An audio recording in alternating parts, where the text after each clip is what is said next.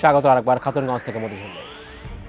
আজ আমরা আলোচনা করছি জনশক্তি রপ্তানির বর্তমান অবস্থা নিয়ে। এ নিয়ে আলোচনা করতে আমার সাথে স্টুডিওতে রয়েছেন বাইরের সিনিয়র সহসভাপতি আলী হায়দার চৌধুরী এবং সেন্টার ফর এনআরবির chairperson M S Shakil Chowdhury.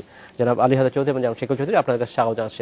আরেকবার জনাব আলী হায়দার চৌধুরী, আপনাকে জানতে চাচ্ছি যে আমরা বলছি, আমাদের প্রতিবেদন দেখানো হয়েছে এই মুহূর্তে বাংলাদেশের 157টি দেশে বাংলাদেশের শ্রমিক যাচ্ছে, যেটা আজ থেকে 5 বছর আগে ছিল 100 থেকে 110টি বা 5টি দেশে। সংখ্যা তত্ত্বের দিক থেকে আমরা অনেক দেশে লোক পাঠাচ্ছি। যে এর ফলে কি এরকম না, ব্যাপারটা এরকম যে আমাদের ক্ষেত্র হয়তো বেড়ে গেছে, স্কোপটা বেড়ে গেছে, কিন্তু আমাদের ফোকাসটা কমে যাচ্ছে, ব্যাপারটা কি এরকম? আসলে এই বিষয়টাকে এভাবে যদি ধরে, হ্যাঁ, এটার বোধহয় ভূমিকা বক্তব্যে শাকিল চৌধুরী যথা বলেছেন এই বিষয়টা যে আমাদের দেশের অন্যান্য দেশের সাথে আমাদের কানেক্টিভিটিটা বেড়েছে, কিন্তু আমাদের ট্রেডিশনাল মার্কেটগুলো কি? কারণ ওই দেশে যেসব দেশে আমি একটা লোক পাঠিয়েছি সেটাও কান্ট্রি হিসেবে এখানে যোগ হয়েছে, সেটা হয়তো আমার পটেনশিয়াল মার্কেট হিসেবে আমি দেখতে পারি, মার্কেট হিসেবে, কিন্তু আমার ট্রেডিশনাল মার্কেট হিসেবে আমি সেটাকে অ্যালাউ করতে পারি না। কারণ আমার ট্রেডিশনাল মার্কেটের বিকল্প মার্কেটগুলো কি? আজকে সেটা হতে পারে একমাত্র ইউরোপ, সেটা জাপান হতে পারে, সেটা আমার ক্যাটারিং ইন্ডাস্ট্রি যেখানে জড়িত সেটা হতে পারে, সেটা কেয়ার গিভার যেখানে জড়িত সেটা হতে পারে, সেটা গ্রাজুয়েট নার্সের যে হিউজ একটা রিকোয়ারমেন্ট ইউরোপ মার্কেটে সেটা হতে পারে। ট্র্যাডিশনাল মার্কেটগুলোর বিকল্প শুধু বড় কোয়ান্টিটি কোনো চাহিদা, যদি নিয়মিত বাজার, যেটা আমি প্রতি মাসে আমার একটা মাইগ্রেশন ফ্লো থাকবে, মোবিলাইজেশন থাকবে, সেটা আমি ট্র্যাডিশনাল মার্কেট হিসেবে ধরি। আজকে মার্কেটটা দেখেন, আমরা যারা এই সেক্টরে সেবা প্রদান করি, আমাদের যে চাহিদা অথবা আমাদের সাপ্লাই ক্যাপাসিটি দুইটার সাথে সামঞ্জস্য নাই। আমাদের জব মার্কেটে, আমাদের অর্থনীতি সমিতির সমীক্ষা অনুযায়ী 22 লক্ষ লোক জব মার্কেটে ইন করছে প্রতি বছর, বাট আমরা কত পার্সেন্ট সরকারি বেসরকারি উদ্যোগে আমি কর্মসংস্থান করতে পারছি? সুতরাং আমি যত বেশি পাঠাতে পারি আমাদের জন্য, দেশের অর্থনীতির জন্য, সবার জন্য একটা শুভকর। সুতরাং এই ক্ষেত্রে আমি যদি টার্গেট আমাকে দিয়ে থাকে যে আমি 10-15 লাখ লোক আমাকে পাঠানো দরকার, তাহলে সেটার জন্য যে প্রস্তুতি, যে পরিকল্পনা আমাদের সবাইকে মিলে এই জিনিসটা করতে হবে, সেটা করতে হবে। জনাব শাকিল চৌধুরী, আপনার কি মনে হয় যে আমরা যে গ্রাউন্ড ওয়ার্কটা করা দরকার?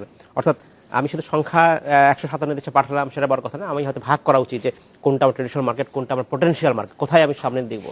এই গ্রাউন্ড ওয়ার্ক, এই কাজগুলো কি সরকারিভাবে করা হচ্ছে কিনা যথেষ্ট? আসলে আমি এই জায়গাটাতেই একটু ফোকাস করতে বলবো, এবং আমি মানসিকভাবে এই জায়গাটা ফোকাস করার জন্য আমি খুব গভীরভাবে বিশ্বাস করি যে এটাকে ফোকাস করা গেলেই কিন্তু কাজের ফলাফলটা পাওয়া যাবে। সংখ্যার ভিত্তিতে ঠিক আছে, এক্সপোজার হয়েছে আমার দেশের ইমেজ বিল্ডিং এর জন্য, এগুলো কাজ হবে, 157 দেশে আমার প্রেজেন্স আছে, এগুলো সব ঠিক আছে।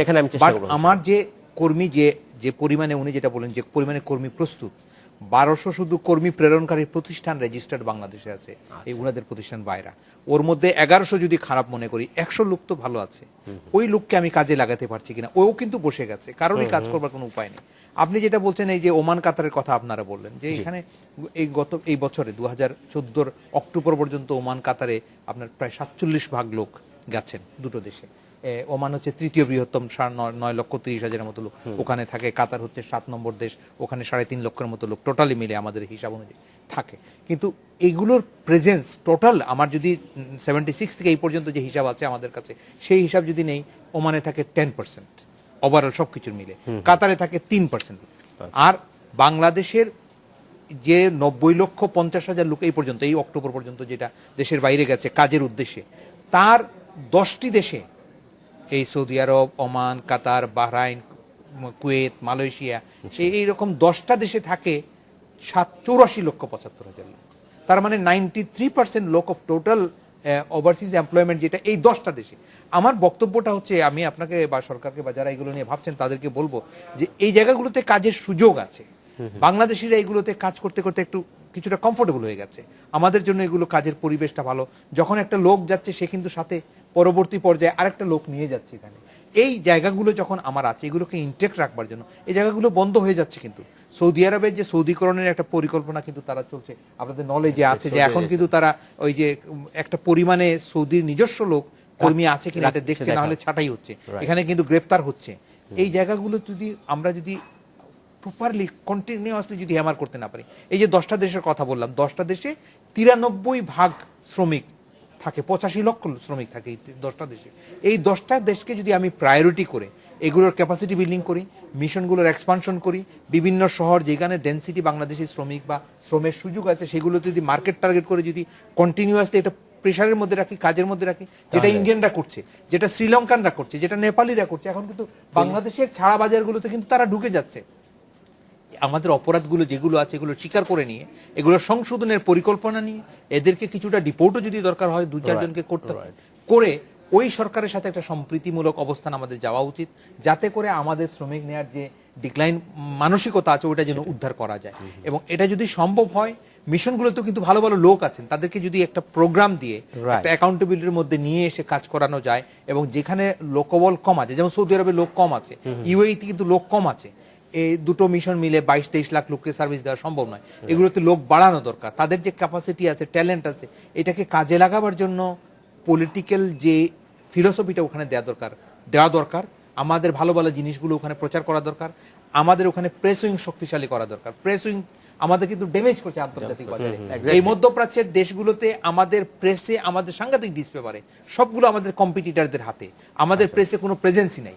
ওখানে একটা শ্রম উইং, এই যে প্রেস উইং নাই যে আমাদের পকেটে স্টেটমেন্ট। জনাব আলী হায়দার চৌধুরী, আপনার কি মনে হয় যে আমরা যদি এই জায়গাটা অ্যাড্রেস করতে চাই, যেখানে আমাদের শ্রমিকদের বিরুদ্ধে এক ধরনের অপপ্রচার হচ্ছে, যিনি বলছেন, এইখানে আসলে আমরা কি করতে পারি? এখানে আমি দুইটা জিনিস ওনার সাথে একটু সামান্য সাপ্লিমেন্ট করতে চাচ্ছি। উনি যথার্থই বলেছেন। বিষয়টা হচ্ছে কি, আমাদের যেখানে শ্রমবাজার সবচেয়ে বেশি, সেখানে আমার অন্তত দুইটা উইংস খোলা উচিত। একটা ওয়েলফেয়ার দেখবে আমার ওখানে শ্রমিকদের, যেটা ভারত এবং ওয়েলফেয়ার দেখবে, আর আরেকটা দেখবে যে প্রকিউরমেন্ট সেক্টরে কিভাবে সম্ভাবনায় মার্কেটগুলো, বাজারগুলো কিভাবে আছে, বড় কোম্পানিগুলো তাদের কি কি ডিমান্ড আছে তাদের নিয়ে একটা কাউন্সিলিং করা, প্রাইভেট সেক্টর যদি সম্ভব হয় তাদেরকে পাশে নিয়ে সাথে নিয়ে একটা কাউন্সিলিং করা। আর সবচেয়ে গুরুত্বপূর্ণ যে জিনিস হচ্ছে যে ওখানে ম্যাক্সিমাম মিডিয়ার রিপ্রেজেন্টেটিভ হচ্ছে বাংলাদেশের স্বার্থের পরিপন্থী, কিংবা বাংলাদেশের স্বার্থগুলো তারা সংরক্ষণ করে না, আমি যদি সংক্ষিপ্ত ভাষায়। সুতরাং সেখানে আমাদের শক্ত একটা প্রেস উইংস থাকা উচিত বলে আমি মনে করি। সেক্ষেত্রে এই বিষয়গুলো দেখা উচিত। আর আমি শুরু থেকেই আমি অনেক দিন ধরে একটা বক্তব্য দিয়ে আসছিলাম, দেখেন আজকে অ্যাগ্রো বেস ইন্ডাস্ট্রিতে কিন্তু এগ্রিকালচার এক্সপার্টগুলো ইউনিয়ন ওয়ারি ওদের প্রতিটা ইউনিয়নে ওদের এগ্রিকালচার অ্যাডভাইস দিচ্ছে। সুতরাং আজকে মিশনগুলোতে যদি আপনি কোনো কাউন্সিলর দেন, তাহলে এই আপনার প্রবাসীদের এক্সপার্টিস ডেভেলপ করছে এরকম কোন লোককে ওখানে আপনি পোস্টিং দিলে